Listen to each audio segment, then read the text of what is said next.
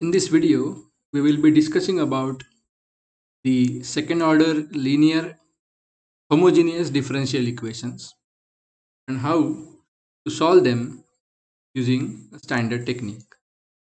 So, the second order linear homogeneous differential equation is of this particular form: y double dash plus p0 y dash plus q0 y equal to 0.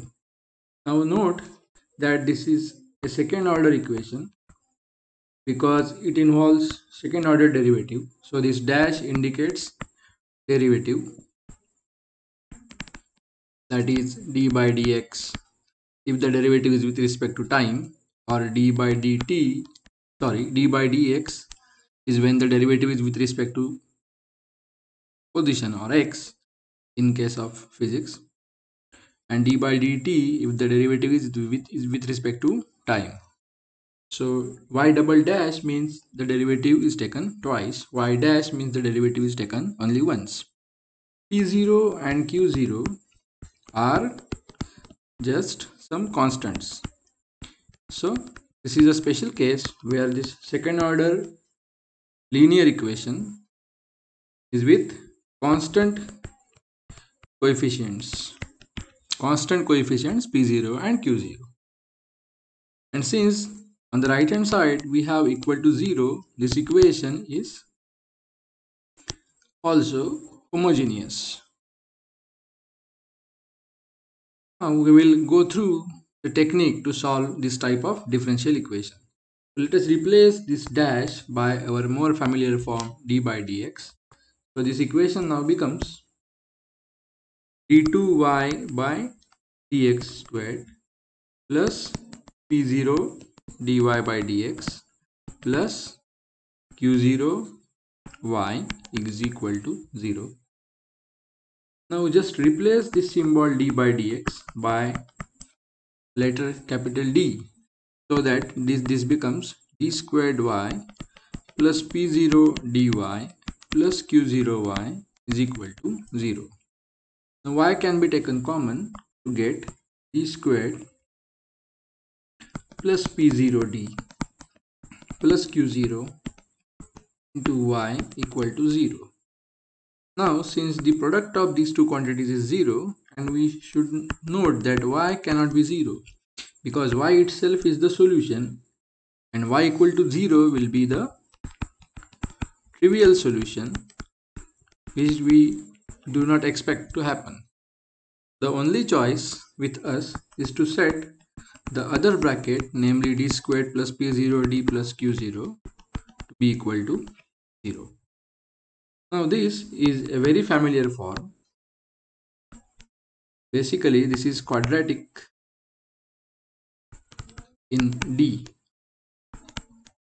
So we know that for a quadratic equation, ax squared plus bx plus c is equal to 0, with a, b, c being some constants and x being the variable. There are two roots possible, which are given by minus b plus or minus root of b squared minus 4ac divided by 2a. Similarly, we can find out the roots of this particular equation. We should note that this equation d squared plus p0 d plus q0 is called as auxiliary equation, or it can also be called as characteristic equation. The essence is that this particular equation has two roots. Let us say the roots are a and b.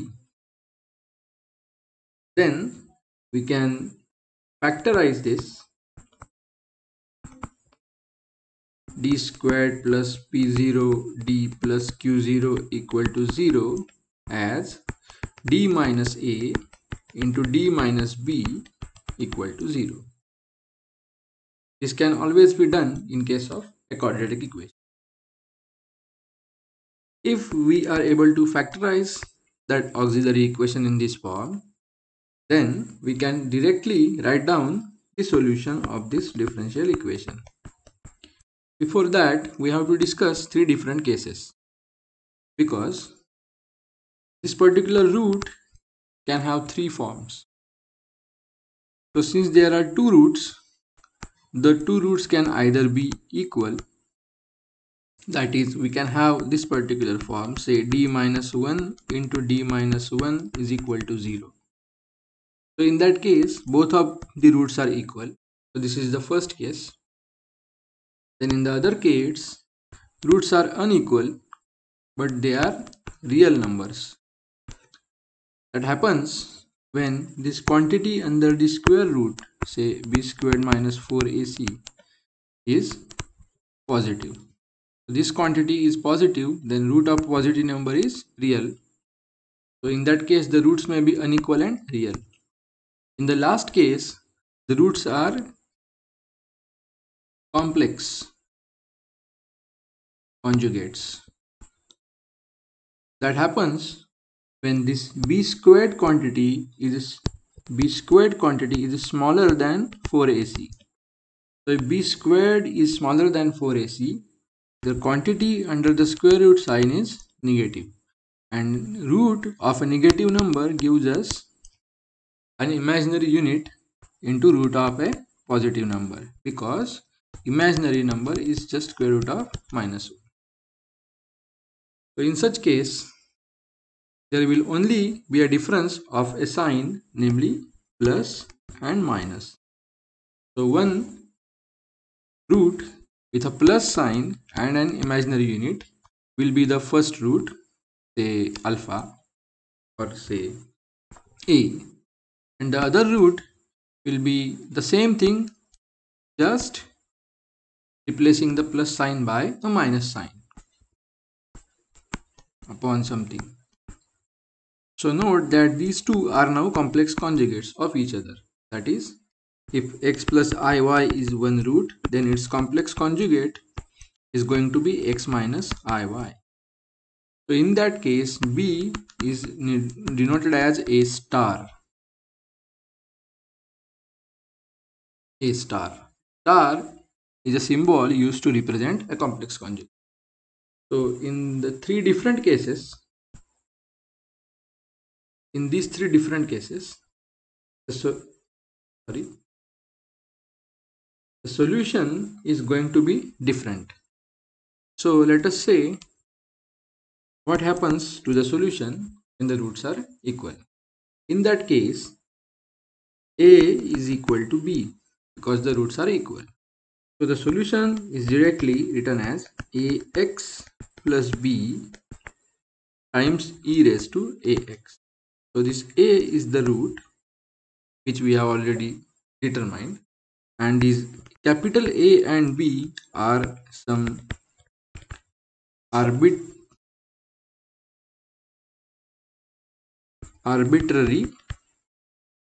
constants.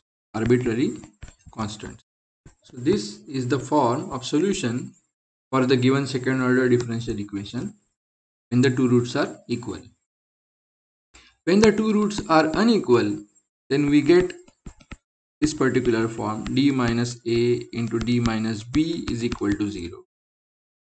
In that case, the solution is going to be some constant c1 e raised to ax plus some other constant c2 e raised to bx. Again, these c1 and c2 are some random arbitrary constants. These constants remain unknown as long as we do not know the initial conditions or boundary conditions of the differential equation. If we put those different boundary conditions or initial conditions, we can get to know the values of c1 and c2 or a and b, or in general the arbitrary constants in the solution of the equation. Now in the next part, when the two roots are complex conjugates of each other, this b is just the complex conjugate of a star or a, that is a star. So this becomes y equal to c1 e raised to ax plus c2 e raised to A star x. Now in this case, let's say A is some alpha plus beta times I. Remember that we are discussing the case where A is a complex number. So A can always be expressed as alpha plus beta I. Then A star would be simply alpha minus beta I.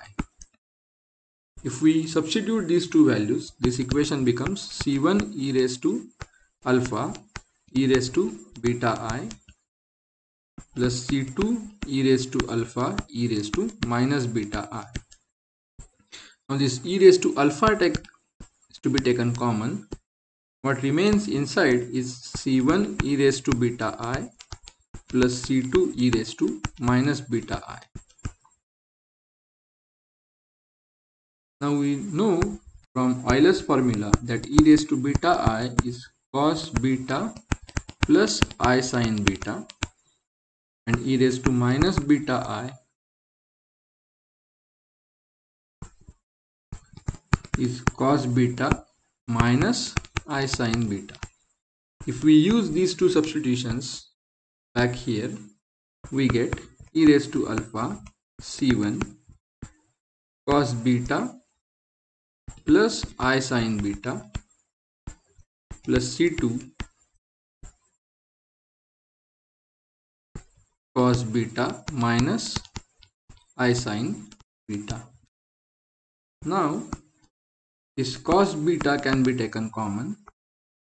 So C1 plus C2, C1 and C2 are added and cos beta is common, plus now this sin beta can be taken common. What remains is I times C1 and I times C2 with a minus sign. So I C1 minus I C2 times sin beta. Note that these C1 and C2 are constants, so their addition or subtraction is also going to be another constant. So let us denote them by some C cos beta plus D sin beta. So this is the another form possible in terms of trigonometric functions sin and cos of the same solution which was earlier expressed as exponential when the roots are complex conjugates of each other.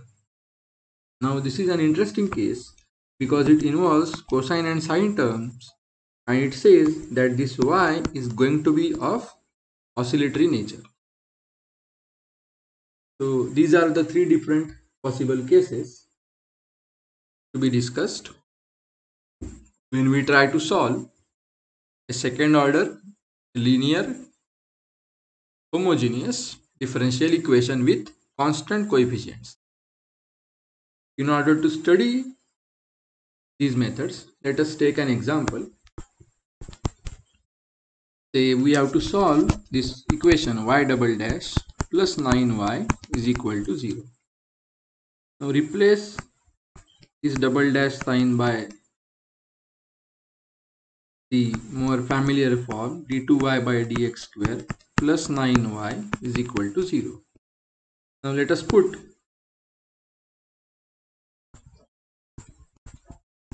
d instead of d by dx. So this becomes d squared y plus 9y equal to 0. That is d squared plus 9 into y equal to 0.